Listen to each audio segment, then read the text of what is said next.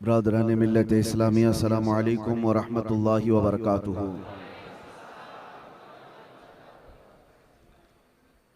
الحمد للہ وکفا وسلام علی حبیبہ المصطفى اما بعد فاعوذ باللہ من الشیطان الرجیم بسم اللہ الرحمن الرحیم۔ کل نفس ذائقۃ الموت وإنما توفون أجوركم يوم القيامة فمن زحزح عن النار وأدخل الجنة فقد فاز وما الحياة الدنيا إلا متاع الغرور صدق الله مولانا العظیم۔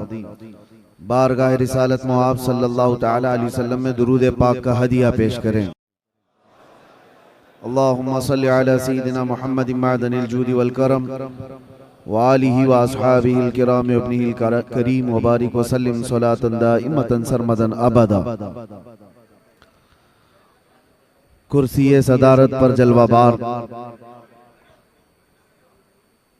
گلے گلزار اشرفیت آبروئے خاندان اشرفیہ معین المشائخ حضرت العلامہ سید معین الدین صاحب ادام اللہ اقبالہ، دیگر علماء اور اساتین یہاں پر حاضر ہیں۔ سب سے پہلے آپ سے میں یہ گزارش کروں گا کہ یہ محفل اللہ کے گھر میں ہو رہی ہے، اس کا احترام باقی رکھنا بہت ضروری ہے۔ دوسری بات یہ ہے کہ معمول کے مطابق یہ جلسہ ہر سال ہوا کرتا ہے، تقریباً انہی ایام میں ہوتا آیا، اور اس جلسے کے انعقاد کرنے والے ساری اس کی محنت اور اس کو سجانے والے آپ کی اسی مسجد کے ہر دل عزیز امام حضرت حافظ خورشید صاحب قبلہ، اللہ تبارک و تعالی ان کی تربت پر رحم و کرم کی بارشیں فرمائے۔ تقریباً 20 یا 22 سال اس مصلی پر انہوں نے امامت کی۔ ان کا یہ انعقاد کیا ہوا اور جلسہ اس لیے بھی ہوتا ہے کہ پورے بکھرے ہوئے لوگوں کو جوڑ دیا جائے۔ سال میں ایک بار ہی صحیح، لیکن قاری صاحب قبلہ دوڑ بھاگ کرتے اور وہ سیدھے آ کر مجھے حضرت معین المشائخ کا حکم سناتے، جہاں بھی ہوں جیسے بھی ہوں یہاں حاضر ہو ہی جاتا۔ شاید یہ تیسرا سال ہے میری حاضری کا، اور ایک عجیب اتفاق ہے کہ میں اندر جانے سے پہلے بھی آخری بار آ کے گیا، اور جا کے واپس آنے کے بعد پہلی بار بھی یہیں آیا۔ یہ جلسہ مس نہیں ہوا، بہت ساری چیزیں 8 ساڑھے 8 مہینے کے اندر ادھر ادھر ہو گئی تھی، لیکن ہر سال برابر وقت پر یہ ہوتا آیا۔ اس کار خیر کو جنہوں نے شروع کیا، اللہ تبارک و تعالیٰ اس کا اجر عطا فرمائے۔ میرے آقا صلی اللہ تعالیٰ علیہ وسلم نے ارشاد فرمایا، من سن سنتن حسنتن، جس نے کسی نئے طریقے کو ایجاد کیا، فَلَهُ أَجْرُهَا، اس کو اس کا اجر ملے گا۔ کوئی بھی نیا اچھا کام شروع کیا ہے، وَأَجْرُ مَنْ عَمِلَ بِهَا، اور جس نے اس طریقے کو قائم رکھا، ان سب کے عمل کرنے کا بھی ثواب ایجاد کرنے والے کو ملے گا، شروع کرنے والے کو ان سب کے بھی عمل کا ثواب ملے گا۔ لیکن ساتھ میں میرے آقا صلی اللہ تعالی علیہ وسلم نے یہ بھی فرمایا، وَمَنْ سَنَّ سُنَّةً سَيِّئَةً فَلَهُ وِزْرُهَا وَوِزْرُ مَنْ عَمِلَ بِهَا، لیکن کسی نے برا طریقہ ایجاد کیا، کوئی نیا برا طریقہ شروع کیا ہے، تو اس برا کرنے کا گناہ تو اس پر ہوگا ہی، لیکن اس کا دیکھا دیکھی جتنے لوگ وہ برا فالو کرتے رہیں گے، ان سب کے گناہوں کا بھی گناہ اس ایجاد کرنے والے کو دیا جاتا رہے گا۔ اس لیے یاد رکھو، زندگی میں اگر کبھی کوئی کام شروع کرنا ہو تو نیک کام شروع کر کے جاؤ۔ تاکہ اس کا دیکھ کر کے لوگ اور بھی وہ نیک کام کریں اور ان سب کا عمل کا ثواب آپ کو بھی دیا جاتا رہے گا۔ لیکن اللہ کے نبی صلی اللہ تعالیٰ علیہ وسلم نے یہ بھی فرمایا وَلَا يُنْقَصُ مِنْ أُجُورِهَا، عمل کرنے والوں کے اجر میں کوئی کمی نہیں ہوگی، ان کو تو ان کا دیا جائے گا لیکن اتنا ہی شروع کرنے والے کو بھی دیا جائے گا۔ آج کے یہ جلسے کا جو اجر ہوگا وہ قاری صاحب قبلہ کی قبر میں ضرور پہنچایا جائے۔ شروعات انہوں نے کی ہے۔ دوسری بات یہ بھی میں عرض کروں میرے عزیزوں کہ جیسے کہ ابھی آپ سن رہے تھے کہ امامت اور نارمل چیز نہیں ہے، مسجد کی ہر قسم کے لوگوں کو امام جوڑ کر کے رکھتا ہے، مقتدی ایک فکر کے نہیں ہوتے، اس میں پٹھان بھی ہیں، سید بھی ہیں، شیخ بھی ہیں، اور پتہ نہیں کیسے کیسے سارے ہیں جو آپس میں ایک دوسرے کے رشتے بھی نہیں کرتے، لیکن وہ سب ایک صف میں کھڑے رہتے ہیں اور اس امام کی اقتداء میں۔ اور یہ اللہ تعالیٰ کا نظام ہے جو رب تبارک و تعالیٰ اس نظام کو قائم رکھا ہوا ہے۔ مجھے حیرت ہوتی ہے، قاری صاحب یہاں نہیں رہتے تھے، کرلا میں ان کا گھر تھا، تقریباً 12 سال وہ وہاں سے آ کر فجر کی نماز پڑھایا کرتے تھے، تقریباً جہاں تک مجھے علم ہے سالوں تک کوئی صبح ٹرین کا سفر کر کے آئے اور فجر کی نماز پڑھائے۔ ایک بات یاد رکھو میرے عزیزوں، یہ وہ لوگ ہیں جن کے متعلق فرمایا گیا مسجد کا وہ ٹکڑا جس پر وہ نماز پڑھتے تھے ان کی جدائی کے غم میں وہ رونے لگتا۔ جب کسی ایسے بندے کا انتقال ہوتا ہے جو مسجد کا پابند تھا تو فرمایا گیا مسجد کا مصلی اس کے جانے پر رویا کرتا ہے۔ زندگی ہو تو ایسی کہ زمین کے ٹکڑے بھی روئیں، ایسی زندگی نہ ہو کہ زمین کا ٹکڑا کیا پوری دنیا بھی یہ نہ کہنے لگ جائے کہ دھرتی کا بوجھ چلا گیا۔ ایسی زندگی تو نہ گزارو۔ عیاش زندگی جس نے گزاری اس سے تو ہر کوئی پریشان ہے، ماں باپ بھائی بہن رشتہ دار سارے لوگ پریشان، محلہ پریشان۔ اب میں آپ کے سامنے ایک بات یہ بھی بتا دوں، ہر ایک کو تو موت کا مزہ چکھنا ہے، آپ ہیں ہم ہیں سب تو اس دنیا سے جانے والے ہیں۔ لوگ جیتے ایسے ہیں جیسے ان کو جانا ہی نہیں ہے، لیکن یقین ایسا ہے سب کو پتا ہے کہ دنیا کا بڑا سے بڑا بادشاہ بھی موت کے چنگل سے بچ نہیں سکتا۔ اور رب تعالیٰ نے قرآن میں فرمایا اینما تکونوا یدرککم الموت ولو کنتم فی بروج مشیدہ، تم جہاں کہیں بھی ہوگے موت تمہیں آ کر پکڑ لے گی، اگرچہ تم مضبوط قلعے میں کیوں نہ بیٹھ جاؤ۔ دنیا کا کوئی حکیم ایسا معجون نہیں تیار کیا جو موت سے بچا لے۔ سائنس اتنی ترقی کر کے بھی آج تک موت کی دوا نہیں بنا سکا، کوئی نہیں بنا سکتا قیامت تک۔ قرآن میں اللہ کا وعدہ ہے لِكُلِّ أُمَّةٍ أَجَلٌ، ہر جماعت کو یا ہر انسان کو موت آنی ہے۔ اذا جاء اجلهم فلا يستأخرون ساعة ولا يستقدمون، جب وہ اجل آ جائے، جب وہ وقت مقرر آ جائے تو اللہ تعالیٰ قرآن میں فرماتا ہے ایک سیکنڈ نہ پہلے آئے گی نہ بعد میں آئے گی، وہ وقت مقرر سب کا ہے۔ اچانک ہمارا بھی اعلان ہو جائے گا کہ دنیا سے چلے گئے، انتقال کر گئے، چند دنوں کے بعد پھر معمول پر سب لوگ آ جائیں گے، اور سب لوگ اپنے اپنے گھر بار میں اسی طرح۔ حضرت سفیان ثوری رضی اللہ تعالیٰ عنہ فرماتے ہیں لوگ جو ہے گھروں کو کہتے ہیں نا، قاری صاحب کے گھر والے، ظاہر سی بات ہے ان کے بچے بھی ہوں گے، کتنی بڑی آفت آئی ان کے گھر پر، اچانک باپ چلا گیا اور بچے یتیم ہو گئے، گھر کیسے چلے گا، بچیوں کو کون دیکھے گا، گھر والوں کی سوچتے ہیں، صحیح بات ہے، لیکن بزرگوں کا سوچنا کچھ اور ہی تھا۔ حضرت سفیان ثوری ایک جنازے میں تھے اور جنازہ جا رہا تھا، 8 سال کی بچی جنازے کے پیچھے تھی جس کے باپ کا انتقال ہوا تھا، وہ روئی جا رہی تھی ہمارے گھر پر کتنی بڑی مصیبت آئی، ہمارے باپ چلے گئے۔ حضرت سفیان ثوری نے اس بچی کو دیکھ کر جواب دیا بیٹی تمہارے گھر پر نہیں، جو تمہارے باپ پر موت والی جو مصیبت آئی ہے اس سے بڑھ کر کبھی کوئی آئی نہیں سکتی۔ موت یہ ایسی آزمائش اور ایسی مصیبت کہ اس سے بڑی کچھ نہیں، تم لوگوں کا کیا گھر والوں کا، کل پھر کھڑے ہو جاؤ گے، 2 دن کھانا نہیں بنے گا، 3 دن نہیں بنے گا، پھر کھاؤ گے۔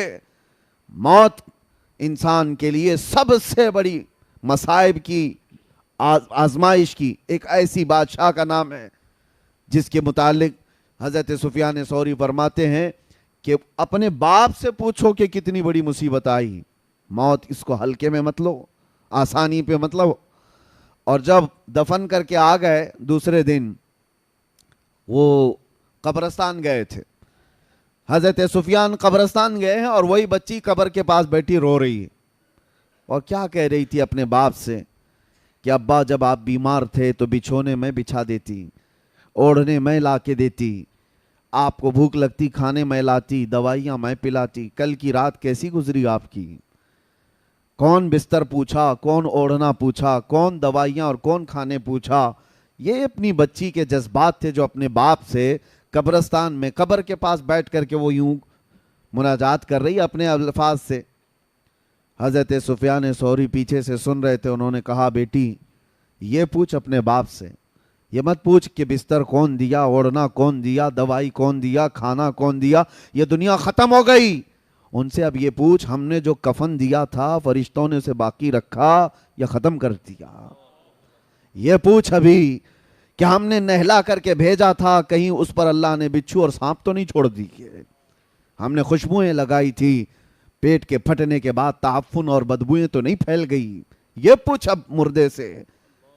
میرے عزیزو، بعد کی جو منزل ہے، حضرت عثمان غنی رضی اللہ تعالیٰ عنہ خلفائے راشدین میں تیسرے نمبر پر، آپ جب قبرستان جاتے تھے اتنا روتے تھے کہ ان کی داڑھی سے آنسوں کے قطرے گرنے لگ جاتے تھے۔ آپ کے غلام وہ کہتے کہ حضرت عثمان غنی سے کہ جب بھی آپ قبرستان کے پاس آتے اتنا کیوں غم کرتے ہیں، اتنا کیوں روتے ہیں؟ وہ کہتے کہ یہی ایک منزل ہے جس سے بندہ نکل گیا تو سب میں نکل جائے گا، یہی وہ منزل ہے۔ قبر کو آج لوگوں نے ہلکے میں لیا ہے، اور ممبئی والوں کا کیا ہے، 6 مہینے کے بعد قبریں کھج جاتی ہیں، تمہیں تو اور بڑی عبرت کی بات ہے، دیکھو نکلنے کے بعد کیسی ہڈیاں وہاں نکلتی ہیں۔ وہ وقت کے بڑے بڑے طاقتور سورما لوگ ہیں، بڑے بڑے پیسے والے لوگ ہیں، جو بڑی بڑی گاڑیوں میں گھومنے والے لوگ ہیں، جن کے گھٹنے سے لے کر ٹخنے تک کی ہڈیاں قبروں میں بکھری ملتی ہیں۔ جب جب قبروں سے مٹیاں نکالی جاتی ہیں، کیا آپ نہیں دیکھتے سوکھی کھوپڑیاں باہر آتی ہیں؟ وہ کس کی ہیں؟ وہ بھی اپنے وقت کے بڑے بڑے طاقتور لوگ تھے، عمدہ کپڑے پہننے والے لوگ، عمدہ گھروں میں رہنے والے لوگ، بہت بڑے بڑے محلات میں رہنے والے لوگ بھی تھے، ان کے جسم گلا دیے گئے، سب ختم ہو گیا۔ رسول کریم صلی اللہ تعالیٰ علیہ وسلم نے حضرت ابو ہریرہ کو دکھا کر کے فرمایا تھا، ایک گڑھے کے پاس جہاں مردوں کی بہت ساری ہڈیاں پڑی تھیں، میرے آقا صلی اللہ علیہ وسلم نے فرمایا کہ ابو ہریرہ جانتے ہو یہ وہ لوگ ہیں جو عمدہ سواریوں پر سواری کیا کرتے تھے، بہت عمدہ لباس میں گھوما کرتے اور ان کے کھانے بڑے عمدہ تھے، لیکن آج یہ تعفن کا شکار ہیں، کیڑوں کی غذا بنا دیے گئے۔ یہ انسان کو یہ باتیں اس لیے بتائی جاتی ہیں، اور خاص طور پر آپ سب کو میرے عزیزوں مسلمانوں کو، کہ جب بندے کو اپنا آخری سفر یاد ہوتا ہے تو غرور اور گھمنڈ میں کبھی نہیں آنا۔ جب اپنے انجام معلوم ہوتے ہیں تو کسی سے کیا لڑائیاں جھگڑے، جا کر کے دیکھو وہ قبرستانوں میں جن کے 40 سال سے باتیں بند تھی، اب تو وہ قریب میں پڑے ہوئے ہیں ایک دوسرے کے، وہاں کوئی جھگڑے نہیں ہیں، کسی کی آواز نہیں آتی قبروں کے پاس، یہاں پڑوسیوں کے روز جھگڑوں کی آوازیں ہیں۔ یہ اندازہ کر لو کہ جانے کے بعد خاموش سالوں نہیں صدیوں تک شاید سونا پڑ جائے۔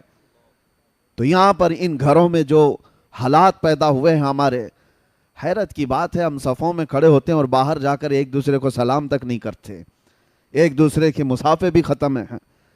یہ جو نفرتوں کی دیواریں ہیں، انسان کو اگر اپنا آخری مقام معلوم ہو کہ سب چھوڑ کر کے تو جانا ہے مجھے۔ اور آپ کو بتاؤں، حضرت ابو ہریرہ رضی اللہ تعالیٰ عنہ فرماتے ہیں دنیا کی ایک ایسی چیز ہے جس کو ایکسپلین نہیں کیا جا سکتا، یعنی جنت بتائی جا سکتی ہے کیسی ہے، حدیثوں میں معلوم ہے، حضور صلی اللہ تعالیٰ علیہ وسلم دیکھ کر کے آئے تھے، بتائے میرے آقا نے، جہنم کے مناظر بتائے گئے ہیں کہ کیسے کیسے عذابات ہیں، بہت ساری چیزیں، قبروں کے حالات بھی بتا دیے گئے، لیکن حضرت ابو ہریرہ فرماتے ہیں ایک چیز ایسی ہے جس کو ایکسپلین نہیں کیا جا سکتا، وہ موت ہے۔ وہ کیسے انداز میں آتی ہے؟ کیونکہ جس نے چکھ لیا وہ بتانے کے لیے آیا نہیں، جس کو آئی موت وہ دوبارہ آ کر بتایا کبھی نہیں کہ کیسے آتی ہے، اور جو پہلے سے بتایا ہے وہ یا تو پھر बुजुर्गों की बातों को बताएगा। हाँ, अल्लाह के नबी सल्लल्लाहु ताला अलैहि वसल्लम ने जो बताया है वो हमारे लिए यकीनी है। सुनिए, मौत के सिलसिले में इसलिए मैं अर्ज कर रहा हूँ कि कारी साहब किबला को उनकी जो मौत है, कुछ ऐसी मौतें हैं जो शौक लगा देती हैं। वैसे तो एक शायर ने बहुत खूब कहा है, मौत उसकी जिसका करे जमाना अफसोस, यूं तो यहां आए हैं सभी मरने के लिए। आए तो सब है मरने के लिए, लेकिन कुछ मौतें ऐसी हैं जो हिला देती हैं, आदमी को सोचो विचार पर मजबूर कर देती हैं। जवान बंदा हट्टा कट्टा, एक दिन पहले इसी मस्जिद से वो मेरे पास आए थे, एक दिन पहले की बात कर रहा हूं। विक्रोली पार्क साइट आए, काफ़ी देर तक बैठे रहे, गुफ्तगू होती रही, और उन्होंने कहा कि हज़रत मुझे इस साल रमज़ान में मदीना शरीफ जाना है। तो मैंने कहा कारी साहब क्या तरावी नहीं पढ़ा होगे?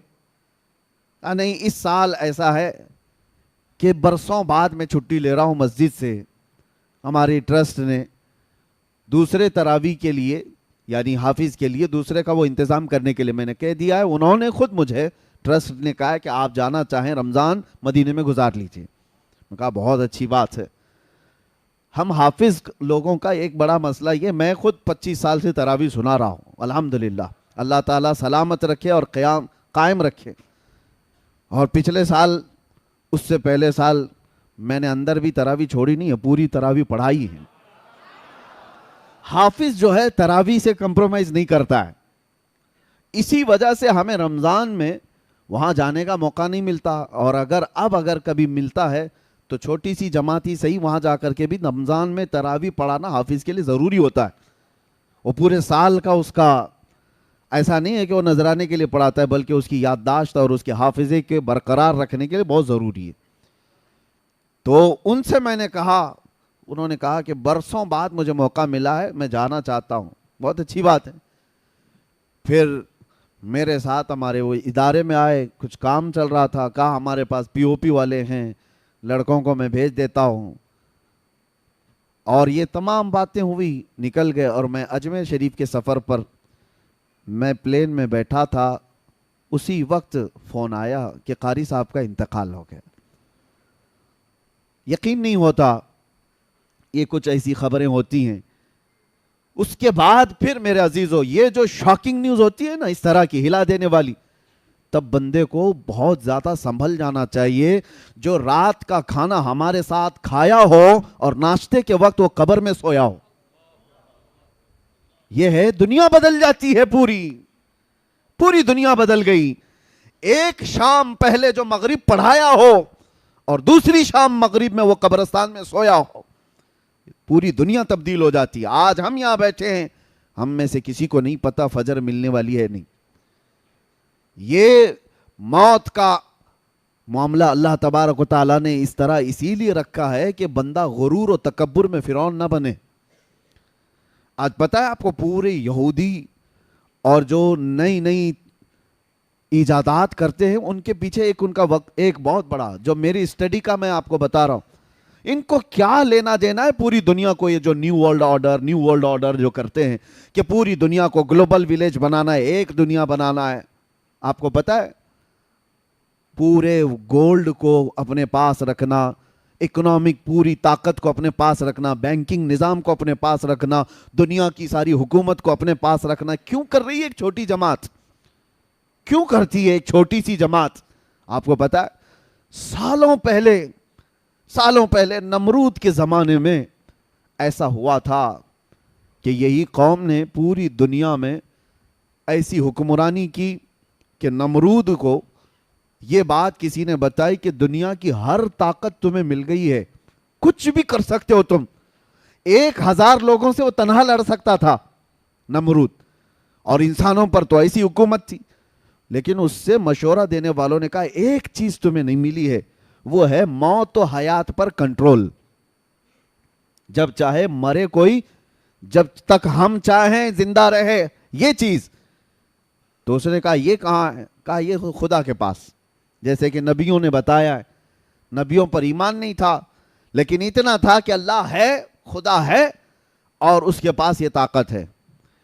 तो जानते हो आप, उसने एक किला बनाया बहुत बड़ा برج، بہت اونچی عمارت بنائی اور پورے انسانوں کو جمع کیا، تو بہت بڑی فوج، اس لیے کہ خدا سے لڑنا ہے اور خدا سے لڑ کر کے اس کو گرا دیں گے اور پھر موت کا کنٹرول اپنے ہاتھ میں لیں گے۔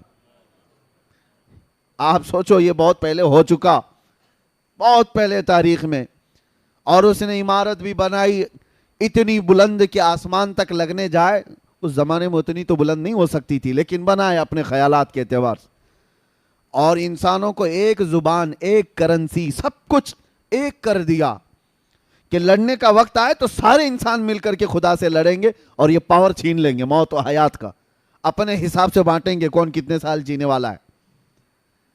ظالموں کو جب زیادہ طاقت ملتی ہے تو خدا بننے کا ایسا ہی غرور آتا ہے۔ اللہ تبارک و تعالیٰ سے لڑنے کا یہ فیصلہ کیا۔ یہ اسرائیلی روایات میں موجود ہے آج بھی کہ اللہ نے فرشتوں میں سے ایک فرشتے سے کہا کہ آؤ دیکھو کہ ہمارے ایک بندے نے ہم سے لڑائی کا منصوبہ بنایا ہے۔ ایک فرشتے کو بھیجا، جاؤ دیکھ آؤ۔ جبرائیل، میکائیل، اسرائیل، اسرافیل علیہ السلام بڑے فرشتوں کے نہیں، ایک فرشتے کو۔ وہ فرشتہ زمین پر آیا اور صرف پر ہلایا تھا تو اس کی پوری عمارت دھس گئی۔ جتنی فوج تھی وہ سب کے سب موت کا شکار ہو گئی، اور ایک دوسروں کی زبانوں کو مختلف کر دیا گیا۔ نہ اس کی زبان اسے پتا، نہ اس کی زبان اس کو پتا، سب زبانیں مختلف کر دی گئیں۔ لیکن ایک پلان تھا، ایک منصوبہ تھا۔ آج کے دور میں بھی، ترقیاتی دور میں، لوگوں کو یہ لگتا ہے، یہ جو چھوٹی جماعت آج پوری دنیا کو کنٹرول کر رہی ہے، اس کو یہ تک یہاں تک جانا ہے کہ اسپیس میں جائیں، کہیں تو جائیں، ایک بار اپنی طاقت سے خدا کو زیر کر دیں اور موت کا پاور اپنے پاس لے لیں۔ اور قرآن میں رب تعالیٰ نے یہ فرمایا ہے، لَن يَخْلُقُوا ذُبَابًا وَلَوِ اجْتَمَعُوا لَهُ، تم سارے انسان مل کر کے ایک مکھی بھی نہیں پیدا کر سکتے، اور مکھی اگر مر جائے تو اسے زندہ بھی نہیں کر سکتے۔ ضعف الطالب والمطلوب، قرآن میں اللہ نے فرمایا کتنی کمزور ہے تمہاری طاقت۔ اسی لیے میرے عزیزوں، موت کا ذکر ہم اس لیے کرتے ہیں کہ ہمیں ہماری کمزوری پتہ چلے، ہمیں ہماری حیثیت معلوم ہو، ہم کتنی حیثیت کے ہیں۔ ایک ٹھوکر لگنے پر موت آ سکتی ہے، اور کبھی کبھار بلڈنگوں سے گرنے والا بھی بچ جاتا ہے۔ یہ سارا نظام قدرت ہے اللہ تعالیٰ کی طرف سے ہے۔ اور موت اچھی اور بری کیا ہوتی ہے؟ اچھی اور بری کیا ہے؟ مصلی پر امامت کرتے ہوئے موت آئی، بظاہر بہت اچھی موت ہے، اور اگر کوئی ایکسیڈنٹ میں مر گیا، 40 ٹکڑوں میں ہو گیا، بہت بری موت۔ لوگوں کے ذہن میں یہ کورونا میں مرنے والوں کو لوگ بیچارے یہی سمجھتے تھے کہ کیا موت ہے بیچاری، 4 لوگ اٹھا نہیں پاتے، ریپ کر دیتے ہیں پلاسٹک میں، اور 4 لوگوں کی نماز پہ اس کو تو دفن کر دیا جاتا ہے، ایسی موت ہے ویسی۔ نہ مرنے کے انداز کو دیکھ کر کے موت کو اچھی اور بری آپ کنسیڈر نہیں کر سکتے۔ ایک بات آپ کو میں بتاؤں، موت اچھی کون سی ہے اور بری کون سی ہے؟ اور جنازے دیکھ کر کے بھی نہیں۔ جنازے پھولوں سے سج جائیں، لد جائیں، ہزاروں کی بھیڑ ہو جائے، یہ بھی معیار نہیں، کسوٹی نہیں اچھی اور بری موت کا۔ اچھی اور بری موت کیا ہے؟ اگر غریب آدمی تنہا بھی مر گیا ہو، ایمان پہ مرا ہو تو سب سے اچھی موت ہے۔ عشق رسول پہ گیا ہے تو سب سے اچھی موت ہے، اور لاکھوں کی بھیڑ میں کفر پہ مرا ہے تو سب سے بری موت ہے۔ بھیڑ لاکھوں کی ہو اور کفر پہ موت آئی ہے تو وہ سب سے بری موت ہے۔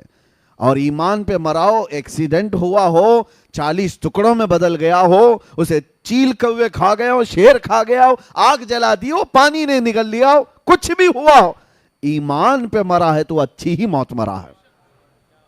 یہ بات یاد رکھیں آپ، ایمان پہ مرا ہو، عشق رسول کے ساتھ گیا ہو، وہ اچھی موت ہے۔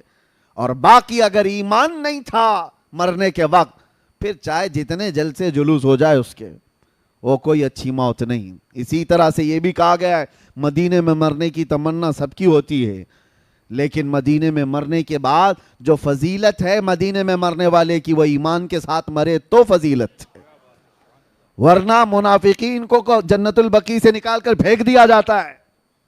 یہ بھی بات یاد رکھو آپ، ایمان کی حالت میں جو دنیا سے گیا اور مدینے میں مرا ہے، ارے اس کے کیا کہنے ہیں؟ ارے وہ قیامت کے دن مومنین کی شفاعت کرے گا۔ میرے آقا صلی اللہ تعالیٰ علیہ وسلم نے فرمایا جنت البقیع کے اس قبرستان سے 70,000 لوگ ایسے نکلیں گے قیامت کے دن جن میں سے ہر میت 70,000 کی شفاعت کرے گی۔ وہ فضیلت ہے ان کے لیے، لیکن وہ ایمان کے ساتھ گیا ہو، عشق رسول کے ساتھ گیا ہو۔ اور اسی لیے ہم تمنا بھی کرتے اللہ تعالیٰ اللہم ارزقنا شہادتاً فی سبیلک و موتاً فی بلد حبیبک، اے اللہ تیرے راستے میں ہمیں شہادت عطا فرما اور تیرے نبی کے شہر میں موت عطا فرما۔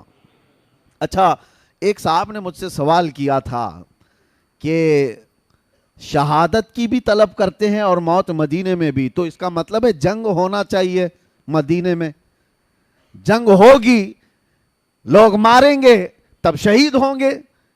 مدینے میں جنگ ہوگی، آپ لڑیں گے، آپ کو مارا جائے گا، آپ شہید ہوں گے، تب مدینے میں موت ہوگی۔ دونوں چیزیں ایک ساتھ کیسے آئیں گی کہ اللہ تیرے راستے میں شہادت عطا کر اور موت مدینے میں عطا کر؟ اس کا مطلب جنگ مدینے میں ہونا چاہیے۔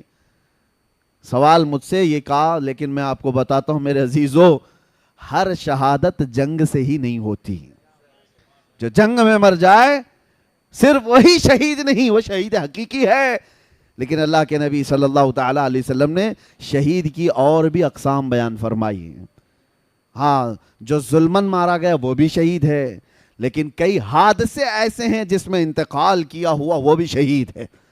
اور کتنی بڑی پیاری بات ہے، یہاں پر شہزادہ مثنیٰ میاں موجود ہیں اور حضور مثنیٰ میاں رحمۃ اللہ تعالیٰ علیہ، جن کو یہ دعا کا مصداق کہا جا سکتا ہے کہ اللہ نے ان کو شہادت بھی عطا کی اور موت بھی مدینے میں عطا کی۔ دونوں چیزیں ملی ہیں، ایک ہے نیچرل ڈیتھ، طبعی موت ہوئی ہو، لیکن ایک ہے حادثاتی موت۔ کچھ حادثے ایسے ہیں جس پر اللہ کے رسول نے فرمایا اسے شہادت کا مقام ہے۔ تو شہید بھی ہوا ہو مدینے میں اور مدینے میں موت بھی ملی ہو، یہ بہت کم لوگوں کو ملتا ہے، بہت ریئر ہے۔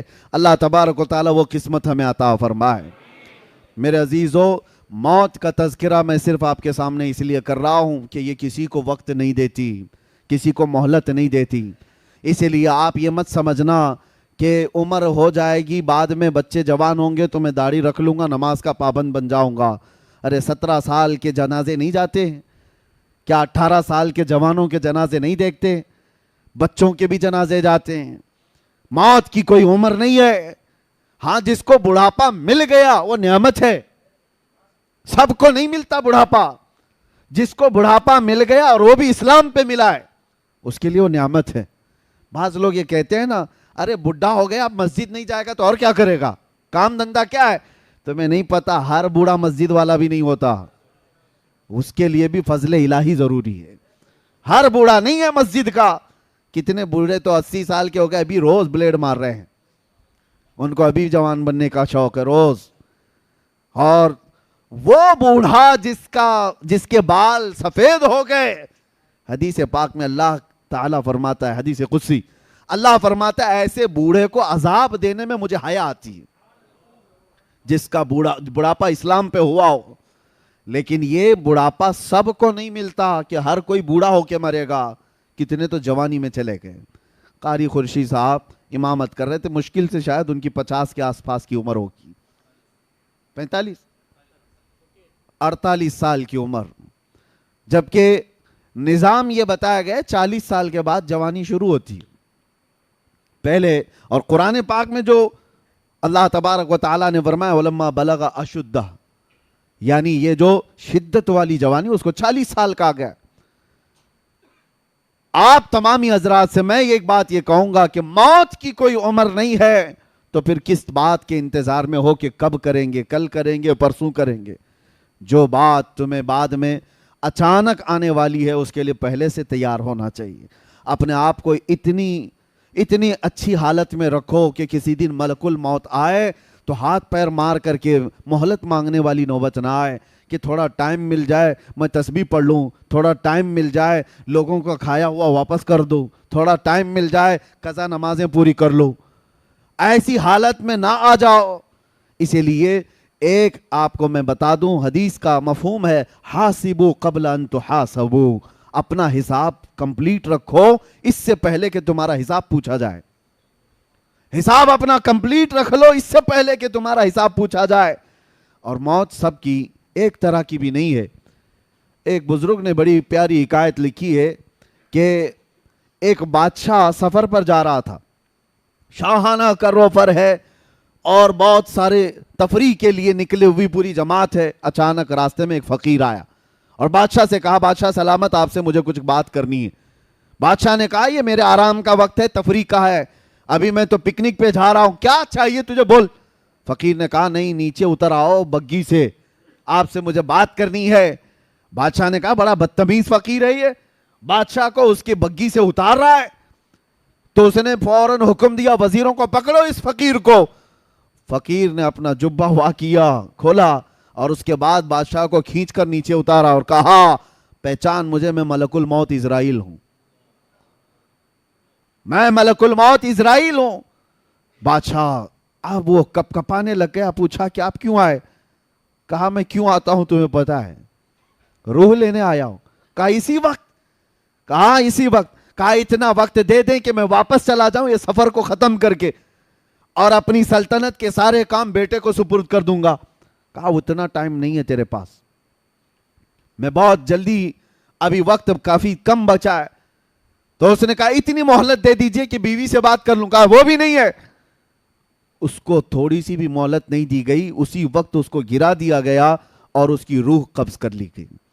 جو شاہانہ کروفر کے ساتھ جا رہا تھا اس کو راستے میں اچانک ملک الموت نے روح نکال لی. تصویر کا ایک دوسرا رخ بھی ہے سیم. ایک عالم ربانی ہے پرہیزگار، وہ اپنے گھر سے جھولا لے کر سامان لینے کے لیے باہر جلدی جلدی جا رہے ہیں.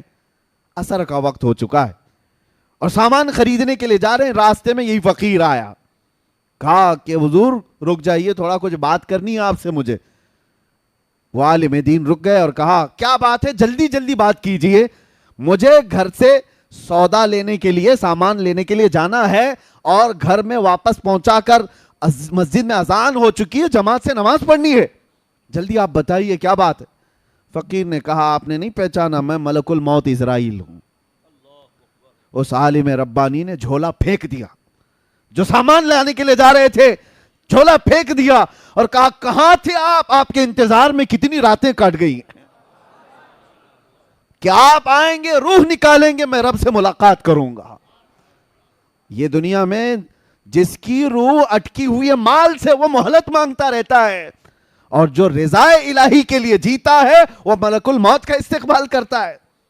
آپ کہاں تھے؟ تو اب یہاں منظر بدلا ہوا ہے. ملک الموت نے کہا اتنی جلدی بھی کیا ہے آپ کو، آپ جائیے سامان خرید لائیے اور اپنے بچوں کو سامان دے دیجئے، گھر والوں کو کچھ وصیت کرنی ہے وہ بھی کر لیجئے. اس عالم ربانی نے کہا آپ کو جس کام کے لیے اللہ نے بھیجا وہ کیجئے آپ. میرے بچوں کا مالک اللہ ہے، وہ مسبب الاسباب ہے، جس نے مجھے کھلایا وہ میرے بچوں کو بھی کھلائے گا، میرا یقین ہے، آپ اپنا کام کیجئے. ملک الموت وہاں مہلت نہیں دینا چاہتے اور ادھر کہہ رہے ہیں کہ اور کچھ ہے تو آپ کر لیجئے کام. پھر اس عالم ربانی سے کہا کہ اور کوئی آپ کی خواہش ہے؟ اس عالم ربانی نے کہا اگر آپ اتنا وقت لے کر کے آئے ہیں پہلے سے، اتنی مہلت لے کر کے آئے ہیں پہلے سے، تو خواہش اتنی ہے گھر نہیں جاؤں گا، اللہ کے گھر جاؤں گا، جس وقت نماز پڑھ رہا ہوں سجدے کے عالم میں جاؤں، آپ روح نکال لیجیے. کیسی خواہش تھی. اور اس عالم ربانی کے ساتھ ان کی خواہش کا خیال کیا گیا، وہ مسجد میں نماز کے لیے گئے اور سجدہ ریز ہوئے، ان کی روح قبض کر لی گئی. یہ سب کے ساتھ نہیں ہے کہ ہر کوئی چاہے تو اس کے ساتھ ہو جائے، ان لوگوں کے ساتھ ہے جو اللہ کی رضا کے لیے جیتے تھے، دنیا میں اس کی رضا کے لیے جیتے تھے، تو موت بھی اللہ تعالیٰ ان کی پسند کے حساب سے لیتا ہے. یہی تو بات ہے میرے عزیزو. موسیٰ علیہ السلام کی موت کے سلسلے میں جو حدیث ملتی ہے وہ یوں ہی نہیں ہے. یہاں پر ایک عقیدہ بھی بتا کر کے جاؤں، تمہارا اور ہمارا جو دنیا سے جانے کا منظر ہے وہ الگ ہے، نبیوں کا مقام الگ ہے. نبیوں کی روح قبض کرنے سے پہلے ملک الموت اجازت لیتے تھے. تمہارے گھر میں اجازت نہیں لی جائے گی. ہاں انبیاء سے اجازت لی جاتی، لیکن وہ موسیٰ علیہ السلام کی روح قبض کرنے کا منظر تو بہت الگ ہی ہے۔ ملک الموت آئے تھے اور ان سے پوچھا کہ اے اللہ کے نبی موسیٰ، آپ کی روح قبض کرنے کے لیے اللہ نے مجھے بھیجا ہے۔ انہوں نے ایک تماچا لگا دیا، اور کہا جاتا ہے کس نے؟ موسیٰ پیغمبر نے ملک الموت کو، اور ان کی آنکھ باہر آئی۔ وہ واپس چلے گئے رب تعالیٰ کے حضور اور کہا اے اللہ تو نے کس کے پاس بھیجا؟ اس نے مار کر کے آنکھ باہر کر تھی۔ وہ پیغمبرانہ جلال تھا، کسی دوسرے کو کیا ملک الموت چھوڑ دیتے؟ اور کیا کسی کی ہمت تھی؟ یہاں یہ عقیدہ مجھے بتانا ہے، وہ خبیثوں کو سمجھنا چاہیے جو نبی کو اپنے برابر سمجھتے ہیں۔ کبھی آپ جو برابر کہتے ہیں بڑے بھائی کے طرح، ہماری طرح بشر تھے، تم بھی ملک الموت کو تھوڑا انگلی اٹھا کے دکھاؤ، پتا چلے گا تم کو کہاں پہنچا دیا جائے گا۔ وہ نبی کی شان ہے، اللہ اپنے محبوبوں کو یہ طاقت دیا ہوا ہے۔ اللہ تعالیٰ نے نہیں فرمایا کہ نظام میں خلل ہو گیا، نہیں، رب تعالیٰ نے فرمایا اے اسرائیل جاؤ دوبارہ اور ایک گھنے بالوں والا بکرا لے کر جاؤ، اور ان سے کہو کہ اس بکرے کے جسم پر ہاتھ رکھیں، ان کے ہاتھ کے نیچے جتنے بال آئیں گے اتنی عمر ان کی بڑھا دی جائے گی، اتنی زندگی ان کو دی جائے گی۔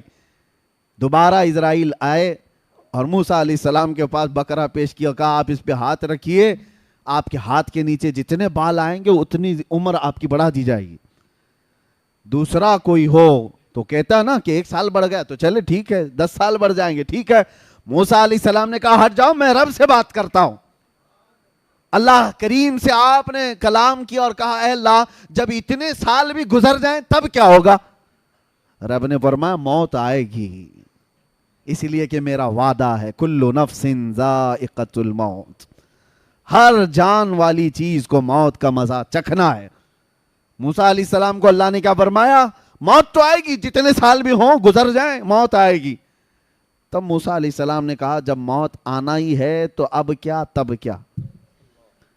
پھر اسرائیل سے کہا کہ مجھے بیت المقدس کے قریب کر دو، زمین کو لپیٹ دیا گیا، آپ کو دم زدن میں بیت المقدس کے قریب کر دیا گیا۔ وہاں پر ایک قبر کھودی جا رہی تھی، اس میں حضرت موسیٰ علیہ السلام لیٹے اور کہا اسرائیل سے کہ اب میری روح قبض کر لو۔ یہ شان ہے نبیوں کی کہ ہر ایک کی موت اس طرح سے نہیں آتی ہے، کچھ موتیں وہ ہیں، اسی لیے موت میں بھی درجات ہیں، موت میں درجات ہیں۔ ایک حضرت عمر فاروق رضی اللہ تعالیٰ عنہ سے مروی یہ بات ہے، آپ سے پوچھا گیا موت کے آنے کے انداز الگ الگ ہیں؟ آپ نے کہا ہاں۔ کہا کیسے؟ کہا مومن کی روح اور کافر کی روح نکالنے میں فرق ہے، ایک کافر کی اور ایک بدبخت کی گنہگار کی روح ایسے نکالی جاتی ہے جیسے کانٹوں کی جھاڑی پر ریشم کا کپڑا ڈال کر کھینچو، ریشم کا کپڑا، سلک کا کپڑا ڈال کر کانٹوں کی جھاڑی پر جب کپڑا کھینچیں گے تو اس کے تار کس طرح نکلتے چلے جائیں گے، روح نکلنے کے وقت اس کو ایسا لگے گا ناخن سے اس کی روح نکالی جا رہی ہوگی، شدت کا درد ہوگا۔ اور پھر آپ سے پوچھا گیا مومن کی روح کیسے نکالی جاتی ہے؟ کہا ایسے جیسے میدے کے گندھے ہوئے آٹے میں بال پھنساؤ تو نکال لیا جاتا ہے، ایک بال گندھے ہوئے آٹے میں پھنسا ہو تو اس کو نکالنے میں کیا محسوس ہو، نہ بال کو پتہ چلے نہ آٹے کو پتہ چلے۔ تو آپ کے ہاتھ میں ہے کس طرح دنیا سے جانا چاہتے ہو۔ قرآن میں اللہ نے فرمایا ہے یا ایتھا النفس المطمئنہ ارجعی الی ربک راضیۃ مرضیہ فادخلی فی عبادی وادخلی جنتی۔ کچھ وہ لوگ ہیں جن کے مرنے سے پہلے ان کے کانوں میں یہ آواز آتی ہے اے پاکیزہ جان کے مالک آ جا اپنے رب کی طرف خوشی خوشی۔ اللہ فرماتا ہے میرے بندوں میں شامل ہو جا، میری جنت میں داخل ہو جا۔ اور حدیث پاک میں ہے کچھ گنہگار ایسے ہیں جن کے مرنے سے پہلے کانوں میں آواز آتی ہے یا ایتھا النفس الخبیثہ، اے برے جان کے مالک اخرجی من الجسد الخبیث، گندے جسم سے نکل جا۔ اللہ کا یہ حکم ہوتا ہے گندے جسم سے نکل جا اور میرے بندوں سے دور ہو جا، جہنم میں داخل ہو جا۔ اور وہ اس آواز سے ہی تڑپ جاتا ہے، چہرہ بدل جاتا ہے، موت کے وقت جو ڈر طاری ہو جاتا ہے۔ عزیزان گرامی وقار، موت کے وقت جو حالات آتے ہیں، قرآن کہتا ہے کہ اگر تم دیکھ لو نا فرشتوں کو کہ فرشتے کیسے مارتے ہیں، اور یضربون وجوہہم وادبارہم، ان کے پیچھے ان کی پیشانیوں پر مارتے ہیں روح نکالنے کے لیے، بہت شدت کا درد. اور کہا گیا سکرات کا وقت ایسا کہ مکھی بھی اگر اس کے جسم پر بیٹھے تو پہاڑ کی طرح لگتا ہے، اس کے لیے پانی کا ایک قطرہ ایک ندی کے برابر لگتا ہے. یہ موت کے انداز ہیں. میں گفتگو سمیٹتے ہوئے اب آپ کو بتاؤں میرے عزیزو، یہی بات امام اعظم ابو حنیفہ سے پوچھی گئی. اب یہ ہمارے ایمان کی بات کر رہا ہوں، توجہ، کیسے مرنا چاہتے ہو سن لو. امام اعظم ابو حنیفہ سے کسی نے سوال کیا کہ سنا ہے بدبخت اور گنہگار کی موت بڑے دردناک انداز سے آتی ہے، اور ایک عاشق رسول کی موت بڑی خوشحالی کے ساتھ آتی ہے، وہ خوشی خوشی دنیا سے جاتا ہے. ایسا کیوں ہوتا ہے جبکہ روح نکالنے والا ایک ہی ہے، فرشتہ ایک ہی ہے؟ درد کیسے ہوتا ہے؟ روح ایک ہی ہے. آپ نے کیا کہا جانتے ہو؟ امام اعظم نے کہا جا سورہ یوسف پڑھ لے، تجھے سمجھ میں آ جائے گا. سورہ یوسف قرآن پاک کی سورہ 13ویں پارے میں حضرت امام اعظم ابو حنیفہ نے کہا جا یہ پڑھ لے. وہ پڑھ کر کے آیا، اس میں موت کا کہیں ذکر ہی نہیں ہے کہ کیسے کافر کی موت آتی ہے، کیسے مومن. ارے اس میں تو یوسف و زلیخا کے واقعات ہیں. وہ آ کر کے کہا اس میں مجھے کہیں کچھ ملا نہیں. کہا پھر سے پڑھ کر کے آ. پھر پڑھ کر کے آیا، کچھ نہیں ملا. موت کے نکلنے کا یا روح کے نکلنے کا کوئی منظر اس پہ نہیں ہے. امام اعظم نے پوچھا پھر کیا پڑھا تو نے؟ کہا اس میں تو اللہ تعالیٰ نے یوسف علیہ السلام کے بچپن سے لے کر کے ان کے وزارت عظمیٰ تک کے واقعات بھی بیان فرمائے. کہا اس میں زلیخا کا واقعہ تو پڑھا ہے؟ کہا کیا ہے واقعہ؟ اس نے کہا زلیخا یوسف علیہ السلام کے حسن پر فدا ہو گئی تھی، دیکھ کر کے فدا ہو گئی. شہر کی عورتوں نے ان کو تانا دینا شروع کیا زلیخا کو کہ ایک جوان لڑکے پر تو فدا ہو گئی، اس لیے کہ ان عورتوں نے یوسف کو دیکھا نہیں تھا، تانے مار رہی تھی. تو زلیخا نے کیا کیا؟ ایک دعوت کی ان سارے رئیس عورتوں کی، اور گھر میں بلایا اور سب کے ہاتھوں میں ایک لیمو دیا اور ایک ہاتھ میں چاقو دیا، اور کہا جب میں کہوں گی تب یہ لیمو کاٹنا. بڑی بڑی رئیس عورتیں بیٹھی تھی. اسی عالم میں یوسف علیہ السلام کو زلیخا اس حال میں بلاتی ہیں. یوسف علیہ السلام کا حسن ایسا تھا، جمال ایسا تھا کہ جو دیکھتا تھا وہ پلکیں جھپکانا بھول جاتا تھا. جیسے ہی یوسف علیہ السلام داخل ہوئے، ادھر سے زلیخا نے آواز دی کہ اپنے اپنے ہاتھوں میں موجود لیمو کاٹ دو. عورتیں یوسف علیہ السلام کو دیکھنے میں ایسے ہو گئیں، مگن ہو گئیں کہ ان کے ہاتھوں سے لیمو گر گیا، 4 انگلیاں کٹ گئیں. قرآن پاک میں یہ واقعہ موجود ہے. قطعنا ایدیہن، اللہ فرماتا ہے انہوں نے اپنے ہاتھوں کی انگلیاں ہی کاٹ لی. ارے عورت ذات ہے، تھوڑا سا کھروچ آ جائے تو واویلا کرتی ہے، 4 انگلیاں کٹ جائیں پتہ نہیں چلا. ہاں ایک کیفیت انسان پر آتی ہے جب وہ محویت کی کیفیت ہے، یعنی کسی میں گم ہو جاتا ہے تو کٹنے کا درد نہیں ہوتا، پتہ نہیں چلتا. تو اس نے شخص نے امام اعظم سے یہ کہا یہ واقعہ تو میں نے قرآن میں پڑھا ہے لیکن اس کا موت سے کیا لینا دینا؟ امام اعظم نے کہا اسی سے تو لینا دینا ہے. بات در حقیقت یہ ہے ایک مومن صالح، ایک عاشق رسول جب دنیا سے جا رہا ہوتا ہے، روح نکالنے کا درد بہت ہوتا ہے، بہت تکلیف تو ہوتی ہے، لیکن ملک الموت ادھر سے آتے ہیں، تاجدار مدینہ ادھر سے آتے ہیں. ادھر سے یہ روح نکال رہے ہوتے ہیں، ادھر وہ جمال مصطفیٰ دیکھ رہا ہوتا ہے، وہ حسین چہرہ دیکھ رہا ہوتا ہے. ارے عورتوں کو یوسف کا حسن دیکھتے دیکھتے انگلیاں کٹنے کا درد نہیں ہوا، مومن صالح کو جمال مصطفیٰ دیکھ کر روح نکلنے کا بھی احساس نہیں ہوگا، پتہ ہی نہیں چلے گا کہ روح کب نکلی. اسی کو تو اعلیٰ حضرت نے فرمایا تھا حسن یوسف پہ کٹی مصر میں انگشت زنا. ہاں میرے عزیزو، یہ اعلیٰ حضرت کا کمال تو دیکھو. 5 چیزیں اس شعر میں فرمایا آپ نے. حسن یوسف پہ کٹی مصر میں انگشت زنا، سر کٹاتے ہیں تیرے نام پہ مردان عرب. کیا کیا اعلیٰ حضرت فرماتے ہیں؟ حسن یوسف پہ، حسن پہ کٹی، حسن یوسف پہ کٹی، کاٹا نہیں ہے انہوں نے، وہ کٹ گئی ہیں اور بے خودی میں کٹی ہیں، جان بوجھ کے نہیں کاٹا، کٹی مصر میں، عرب میں نہیں، مصر کی عورتیں ہیں. انگشت یعنی انگلیاں اور زنا عورتیں.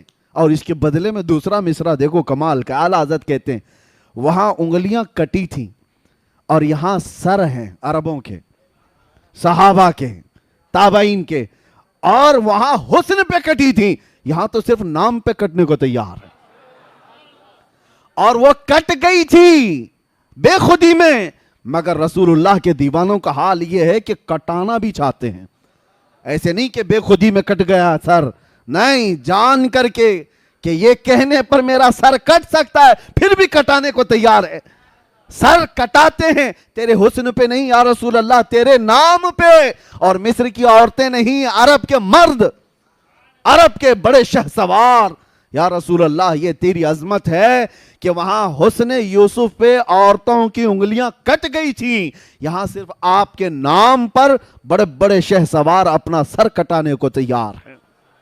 بہرحال خلاصہ کلام یہ ہے، اس عشق میں جیتے رہو گے تو دنیا سے جانا بھی آسان ہوگا، بلکہ دنیا میں جینا بھی آسان ہوگا، جینا بھی آسان ہوگا، جانا بھی آسان ہوگا انشاءاللہ، لیکن اس نبی پاک صلی اللہ تعالیٰ علیہ وسلم سے روگردانی کرو گے تو اعلیٰ حضرت کا ایک شعر یہ بھی ہے، نہیں اور کوئی مفر مکر، بخدا خدا کا یہی ہے در، نہیں اور کوئی مفر مکر، یہ عربی کے لفظ ہیں، آپ کو سمجھاتا ہوں، قسم خدا کی، اعلیٰ حضرت کہتے ہیں قسم خدا کی، اللہ کا کوئی در ہے تو رسول اللہ کا گھر ہے، اللہ کا کوئی در ہے تو رسول اللہ کا گھر ہے، یہی ہے بخدا خدا کا یہی ہے در۔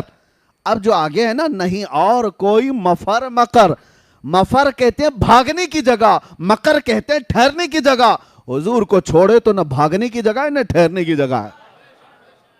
ہاں، ہم نے ان درندوں کو بھی دیکھا ہے جو حضور پر بھونکتے تھے، آج دیکھو کہاں ہے، منہ چھپا کر کے پوری زندگی جینا پڑتا ہے، جو بھی گستاخیاں کرتا ہے اس کے بعد اس کو روپوشی میں زندگی گزارنی پڑتی ہے، وجہ اس کو بھی پتا ہے، ہم یہاں سے دھمکی نہیں دے رہے، لیکن یہ قدرتی طور پر ہے، وہ یہاں نہیں پوری دنیا میں کرتا خود ہے فیم کے لیے، اور پھر بعد میں پوری زندگی ڈر ڈر کے جیتا ہے۔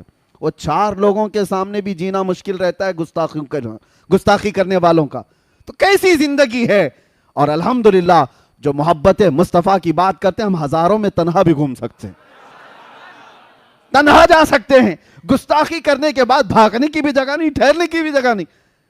ہاں، آپ کو پتا ہے آج سے 4 سال پہلے وہ پاکھنڈی جو بھوکتا تھا، اس کے گوفے میں ایک 8 سال کا بچہ آ گیا تھا، نیوز آپ نے بھی سنا ہوگا، مسلمان بچہ تھا اور غلطی سے پانی لینے کے لیے چلا گیا تھا، نیوز والوں نے بھی بہت چلایا، لیکن اس کو اتنا بڑا کر دیا گیا، ارے مسلمان بچہ آ گیا 8 سال کا، پتہ نہیں کیا کرنے آیا تھا کیا نہیں کرنے آیا تھا، سارے اس کے اطراف۔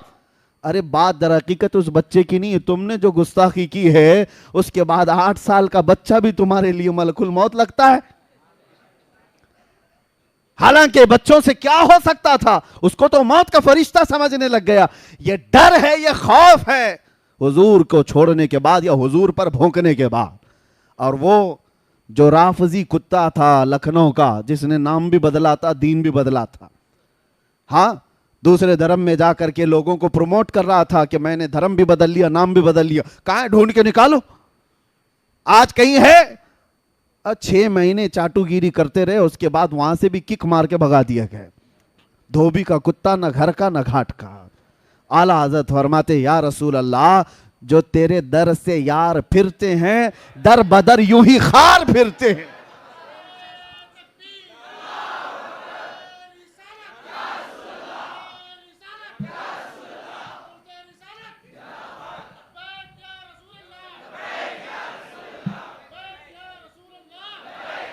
یا رسول اللہ، جو تیرے در سے یار پھرتے ہیں در بدر یوں ہی خار پھرتے ہیں، اور جو ان کے در سے وابستہ ہوا اس کا حال تو یہ ہے کہ ہر زمانے نے دیکھا ہے، جب تک بکے نہ تھے تو کوئی پوچھتا نہ تھا۔ یا رسول اللہ، تم نے خرید کر ہمیں انمول کر دیا۔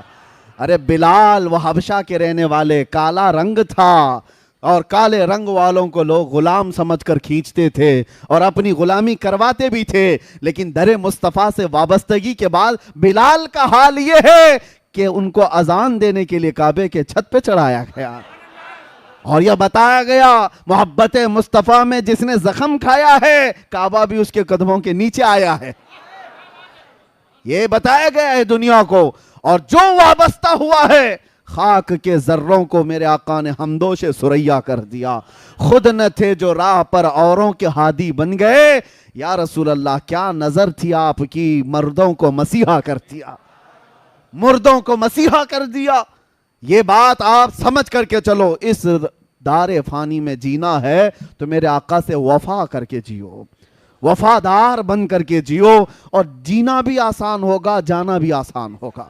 اور جب جانے کا وقت ہوگا تو میرے عزیزو وہ تمام تکالیف اور مصائب نہیں ہوں گے جو ہر میت کو پیش آتے ہیں. عاشق رسول کے متعلق کہا گیا ہے, اعلیٰ حضرت نے لکھا ہے کہ عرش پر دھومیں مچیں وہ مومن صالح ملا, فرش پہ ماتم اٹھا وہ طیب و طاہر گیا. اس کا حال یہ ہوتا ہے ملائکہ عرش کے اس کے آنے کی خوشیوں میں دھوم مچانے لگتے ہیں. محبت مصطفیٰ میں فنا رہنے والا وہ عاشق رسول آ رہا ہے, اور ادھر کیا ہوتا ہے پوری روئے زمین اس کے جانے کے غم میں ماتم کنا ہے. سب کے دل محسوس کر رہ جاتے ہیں. زندگی گزارو تو ایسی زندگی گزارو کہ جس کے جانے کا غم پوری دنیا کو ہو اور ملائکہ کو اس کا استقبال ہو. اور اسی لیے ہم کہتے ہیں کہ ملائکہ کو اس کا استقبال ہو. یہ کب ہوگا؟ تم کیا چیز دیکھنے کے لیے دنیا میں جی رہے ہو؟ ہر آدمی اپنے اپنے کچھ نہ کچھ ایکسپیکٹیشن رکھتا ہے. 40 سال کا ہو گیا ہوں, اتنا کمایا ہوں, یہ چاہیے. عام نوجوانوں کی زندگی تو یہ ہے کہ آج ایک کسی حسین لڑکی کو اپنے دامے فریب میں پھنسا لینا, یہ سمجھتا ہے زندگی کا بہت بڑا تیر مار لیا میں نے. کون سا بڑا کام کر لیا؟ ہاں, لڑکیوں کو چیٹنگ کے ذریعے, ڈیٹنگ کے ذریعے, فلاں کے ذریعے, اس کے ذریعے, اس کے ذریعے پھنسا لینا, یہ بہت بڑا کام ہے. تو رم کھاؤ. ارے تم کیا جانتے ہو شہسوار کون تھے اور ہمارے جرنیل اور لیڈر کون تھے؟ کاش آج کا جوان پڑھ لیتا خالد بن ولید کون ہے, جانتا تو یہ سب جو لکھے پکے ہیں یہ سب ختم ہو جاتے. یہ کاجو بادام کی باڈیاں. خالد بن ولید 125 جنگیں لڑی اپنی زندگی میں, 125 جنگیں, اور ایک جنگ میں بھی اللہ نے ان کو شکست نہیں دی. اور جانتے ہو اسی لیے میں ان کا ذکر کر رہا ہوں, خالد بن ولید جب لڑنے کے لیے جاتے تھے تو ان کے ہاتھ میں جو تلوار تھی وہ 35 کلو کی ہوتی تھی, 35 کلو کی تلوار. اور کہا جاتا ہے کہ تقریباً 30 سے 40 کلو کا وہ ڈھال جس سے تیر بچاتے تھے, اٹھا کے دکھاؤ. اور اس حال میں وہ جنگ کرتے تھے. اور خود خالد بن ولید کہتے ہیں ایک جنگ ایسی ہے, جنگ موتا, جس میں 9 تلواریں میرے ہاتھ سے ٹوٹی ہیں, 9 تلواریں ٹوٹی, پھر بھی پیچھے نہیں ہٹے. اور کون سی طاقت تھی, کون سی قوت تھی خالد بن ولید کے پاس؟ جانتے ہو کیا کھاتے تھے وہ, کس چیز سے بے خوف جیتے تھے؟ بات در حقیقت یہ ایک جنگ میں یہ لوگوں نے منظر دیکھ بھی لیا. خالد بن ولید اچانک لڑتے لڑتے نرغے میں پھنس گئے, اور ایک کافر ان کے سر پر تلوار اٹھا چکا تھا اور آپ کا امامہ گر گیا تھا. خالد بن ولید نے اپنی گردن نہیں بچائی, امامہ بچانے کے لیے آگے گئے. ارے وہ دشمن گردن پر تلوار اٹھایا ہے اور گرا ہوا امامہ اٹھانے چلے گئے. ان کا یقین کیسا تھا, گردن اس وقت تک نہیں کٹے گی جب تک مولا نہیں چاہے گا. امامہ اٹھا لیا, اپنا امامہ لے لیا. وہ سامنے دشمن جو کھڑا تھا وہ حیرت میں ہے. کہا ایک چھوٹا سپاہی بھی ایسی غلطی نہیں کرتا, تم تو سپہ سالار ہو خالد بن ولید, کہ تم ایسے وقت میں جب تلوار تمہاری گردن پر ہو اور تم اپنا کھویا ہوا امامہ اٹھانے جا رہے ہو, یہ پگڑی اٹھانے جا رہے ہو. خالد بن ولید نے جواب دیا تھا, بات در حقیقت یہ ہے میں اپنی طاقت کے بل بوتے نہیں لڑتا, یہ میرے بازوؤں کی طاقت نہیں ہے جو مجھے جرنیل بنائی ہوئی ہے. حقیقی بات یہ ہے اس امامے میں میرے رسول اللہ کے 3 منہ مبارکہ ہیں.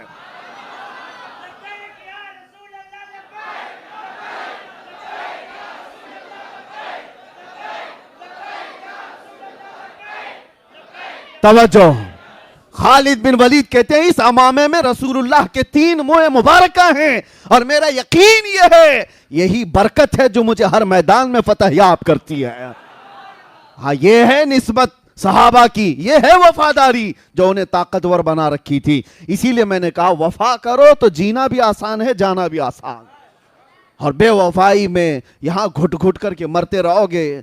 اسی لیے میرے عزیزو آخری بات یہ ہے, اعلیٰ حضرت نے فرمایا زیادہ دیر انتظار مت کرو, اپنے آپ کو بدلنے، اپنے آپ کو توبہ کر کے صحیح راستے پر لانے کے لیے زیادہ دیر تک انتظار نہ کرو، آج لے ان کی پناہ، آج مدد مانگ ان سے، کل نہیں، آج لے ان کی پناہ، آج مدد مانگ ان سے، کل نہ مانیں گے قیامت میں اگر مان گیا، وہاں تو سب مانیں گے بڑے بڑے لوگ دیکھ کر کے، آج ہی مان لو میرے آقا کو۔ اب میں آپ سے ایک سوال پوچھتا ہوں، مجھے دل پہ ہاتھ رکھ کر کے بتاؤ، کائنات میں سب سے حسین چہرہ میرے آقا کا تھا یا نہیں؟ سب سے اعلیٰ اخلاق میرے نبی کے تھے یا نہیں؟ نبی کونین صلی اللہ تعالیٰ علیہ وسلم کی زندگی سب سے اعلیٰ تھی یا نہیں؟ ان کی حدیثیں سب سے سچی، ان کی زبان سب سے سچی، ان کے اخلاق سب سے سچے، ان کا حسن سب سے اعلیٰ۔ جس جماعت کے پاس ایسا رسول ہو، کسی دوسرے کو دیکھنے کی ضرورت ہی کیا ہے؟ تم ایرے غیرے نتھو کھیرے کے فین بنتے کیوں ہو؟ حیرت ہوتی ہے جب کبھی کوئی کہتا ہے کہ میں فلاں کا فین ہوں، اس کا فین ہوں۔ جھوٹے ہو آپ، تمامی حضرات جھوٹوں کے فین بنتے ہو، جبکہ تمہیں اللہ تعالیٰ نے بھیجا ہے یہاں پر تمہارے نبی کے لیے، اس کے نہیں بننا، اپنے نبی کے وفادار۔ ہمیں اس کائنات میں جینے کے لیے اللہ تعالیٰ نے بھیجا ہے، زندگی یہ نہیں کسی کے لیے، زندگی ہے نبی کی، زندگی ہے نبی کی، اور نہ سمجھ مرتے ہیں زندگی کے لیے، جینا مرنا ہے سب کچھ۔ ہاں اتنی بات یاد رکھو، جب ایسی زندگی گزارو گے نا، طلب کیا ہونی چاہیے؟ کیا تمہارے اسکرین پر ننگی تصویریں دیکھ کر رات گزارنے کی؟ کیا تم بے حیائیوں میں اپنے تنہائیاں گزارنے کی طلب رکھو گے؟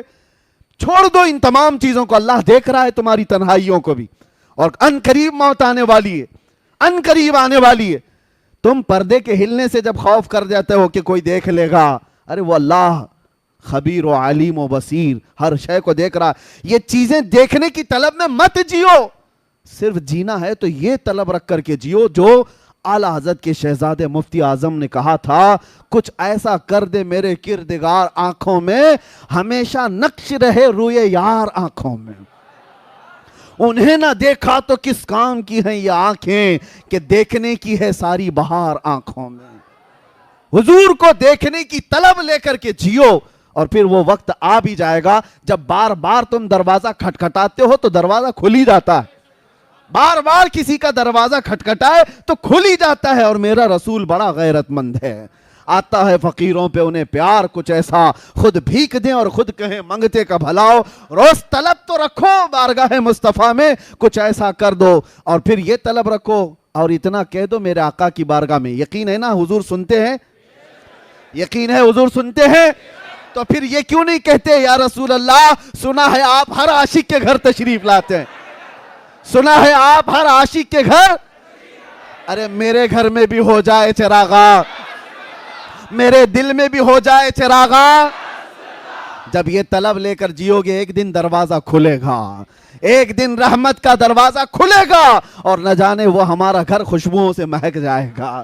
اور پھر اس حال میں تمہاری موت آئے اور ہماری موت آئے تو کس شان سے آتی ہے پتہ ہے؟ کس شان سے؟ ہم نے پوچھا تھا بزرگوں سے کہ جب ہمارے جنازے جاتے ہیں تو ان کو سفید کپڑے عطر لگا کر خوشبوؤں میں ملوث اور اس کے ملبوس اور اس کے اچھے کپڑوں میں ملبوس، سرما بھی لگائے، پھولوں سے سجائے، ارے یہ تو دولہے کے ساتھ ہوتا ہے، مردے کے ساتھ کیوں؟ مردہ ہے، مر گیا، اب اس کو کیا کپڑے، مٹی میں تو جا رہا ہے، عطر اس کو کیوں، تھوڑی دیر کے بعد تو بند ہونے والی ہے قبر، یہ سرما کیوں بند آنکھوں پر، اور یہ پھولوں سے سجا ہوا جنازہ کیوں جا رہا ہے جیسے شادی میں جا رہا ہے؟ بزرگوں نے کہا بیٹا وہ آج زیارت مصطفیٰ کے لیے جا رہا ہے، آج جو ہمارا جنازہ جا رہا ہے، کسی سنی کی بات کر رہا ہوں، اس کی بات نہیں کر رہا جو مر گیا مردود نہ فاتحہ نہ درود، اسے کیا دیکھنا ہے، سنی کی بات کر رہا ہوں۔ وہ جنازہ جاتا ہے تو بڑی شان سے جاتا ہے، اس لیے ہمارے بزرگوں نے یہ رواج رکھا تھا، لوگ دیکھ کر کے حش حش کریں آج کی رات یہ میرے مصطفیٰ کی زیارت کے لیے جا رہا ہے۔ ہاں یہی ہے شب گور بھی اسی گل سے ملاقات کی رات، ہاں اسی گل سے ملاقات کی رات۔ اور جب قبر میں جائیں گے ہوگا کیا؟ منکر نکیر کو آنا ہے، نیلی آنکھوں والے کالے چہرے والے زمین کو دانتوں سے نکالتے ہوئے آئیں گے اور جھنجھوڑ کر کے اٹھا کر سوالات پوچھیں گے، بتا تیرا رب کون ہے، بتا تیرا دین کیا ہے، اور پھر تیسرا سوال وہی ہے جو سب پھنستے ہیں اکثر، حضور کو دکھا کر کے ان کے بارے میں کیا کہتا تھا. بات یہی ہے. بہت سارے تو جواب دے دیں گے میرا رب اللہ ہے، میرا دین اسلام ہے، لیکن فرشتے سوال میں وہاں پر چینجنگ کر دیتے ہیں. آپ کو پتا ہے فرشتے پہلے 2 سوال میں پوچھتے ہیں تیرا رب کون ہے، تو کیا جواب ہوگا؟ میرا رب. سوال پر توجہ رکھو، لفظ پر، کون ہے. وہ یہ نہیں پوچھ رہے کون تھا، یہ پوچھتے ہیں کون ہے. اور دوسرا سوال بھی فرشتے کہتے ہیں تیرا دین کیا ہے. فرشتے یہ نہیں پوچھتے تیرا دین کیا تھا، کیا پوچھتے ہیں؟ تیرا دین کیا ہے. وہ کہتا ہے اسلام. لیکن تیسرے سوال میں فرشتے چینج کر جاتے ہیں. ما کنت تقول فی حق ھذا الرجل. حضور کو دکھا کر کہتے ہیں یہ کون ہے، نہیں پوچھتے ہیں ان کے بارے میں کیا کہتا تھا.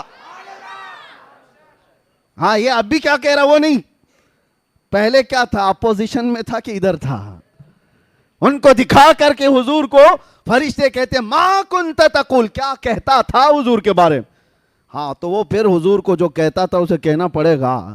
ہاں وہ خبیث کیا کہے گا جو پیٹھ پیچھے کا علم نہیں کہتا تھا، جو وہ کیا کہے گا جو اپنے بڑے بھائی کی طرح کہتا تھا، حضور کو کمتر سمجھتا تھا معاذ اللہ. وہ کیا کہے گا، وہ ہاں ہاں ہاں ہاں لا ادری، نہیں معلوم کیا کہوں گا. وہ تو سنی کی قسمت ہے جو کہے گا سارے اچھوں میں اچھا سمجھیے جسے، ہے اس اچھے سے اچھا ہمارا نبی. سارے اونچوں سے اونچا سمجھیے جسے، ہے اس اونچے سے اونچا. ارے جس کے طلبوں کا دھون ہے آب حیا، ہے وہ جانے مسیحا. ہم تو نبی کو کیا کہتے تھے، قبر میں جھوم کر کہیں گے سرور کہوں کہ مالک و مولا کہوں تجھے، باغ خلیل کا گل صیبا کہوں تجھے. اللہ رے تیرے جسم منور کی تابشیں، اے جانے جام میں جانے تجلا کہوں تجھے. تیرے تو وصف عیب تناہی سے ہیں بری، حیران ہوں میرے شاہ میں کیا کیا کہوں تجھے. لیکن رضا نے ختم سخن اس پہ کر دیا، ارے خالق کا بندہ خلق کا آقا کہوں تجھے. ہم یہ کہیں گے. اور اتنا ہی نہیں، عاشق ایک اور منزل آگے بڑھ کر کہتے ہیں ارے جواب دینے اور سوال کرنے کی نوبت بعد میں آئے، بعد میں آئے. ایک وہ عاشق ہے جو ایک منزل اور آگے ہے. وہ منکر نکیر سے کیا کہتا ہے پتا ہے؟ اب تو پائے ناز سے، اب تو پائے ناز سے اے فرشتوں کیوں اٹھوں، ارے مر کے پہنچا ہوں یہاں اس دل ربا کے واسطے. اس دل ربا کے واسطے مجھے آنے کے لیے، انہیں دیکھنے کے لیے مرنا پڑا ہے. تم سوال جواب پہ لگے ہو، ان کے لیے تو مرا ہوں. اسی لیے بس اب گفتگو ختم کرتے ہیں. ہماری کل کائنات، ہمارا کل سرمایہ، ہماری زندگی، ہمارا متاع حیات، سب کچھ جان مصطفیٰ ہے، جان کائنات ہے. وہ پروردگار کے محبوب ہیں جس کے لیے اللہ تعالیٰ نے ہمیں اس جیتی جاگتی دنیا میں بھیجا ہے. تو صرف اور صرف امانت یہ ہے، سچائی یہ ہے، ہم یہ کہیں بارگاہ مصطفیٰ میں یا رسول اللہ ایرے غیرے نتھو کھیرے کے لیے اب زبان نہیں کھلے گی. جیوں گا تو دوسروں کے لیے نہیں جیوں گا، جو کچھ بھی کروں گا آپ کی مرضی کے مطابق. دہن میں زبان، بدن میں ہے جان. ہم آئے یہاں، اٹھے بھی وہاں، زمین و زمان، مکین و مکان، چنین و چنا، اور بنے دو جہاں. لبیک یا رسول اللہ، لبیک یا رسول اللہ.